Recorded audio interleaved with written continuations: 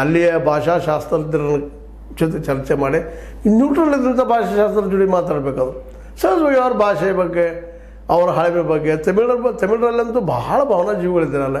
ನಮ್ಮ ಶ್ರೇಷ್ಠ, ನಾವು ಹಿರಿಯರು, ಎಲ್ಲ ಭಾಷೆಗೂ ಇದ್ದೇ ಇರ್ತದೆ, ಇಲ್ಲಂತಲ್ಲ. ಆದರೆ ಅದರಲ್ಲೂ ತಮಿಳರಲ್ಲಿ ಭಾಳ ಅದ. ನಾವು ಈ ದೇಶದ ಅತ್ಯಂತ ಹಳಬರು ತಮಿಳಿನಿಂದ ಹುಟ್ಟಿದ್ದನ್ನೋಷ್ಟು ಮಟ್ಟಿಗೆ ಅವ್ರು ಮಾತಾಡ್ತಾರೆ. ಕೆಲವು ಭಾಷೆಯಿಂದ ಜನರಿಂದ ಭಾಷೆ ಹುಡ್ತದೆ.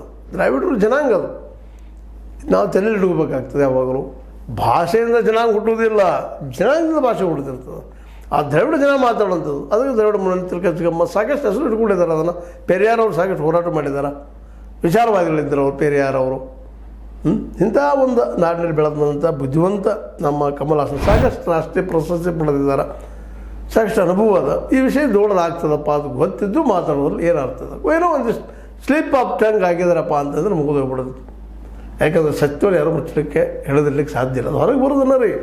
ಕರುಣಾನಿಧಿ ಸುಧಾರಾಮ್ ತಮಿಳಿನಿಂದ ಹುಟ್ಟಿದ್ದಲ್ಲ, ಇಷ್ಟಂತೆ ಸ್ಪಷ್ಟ.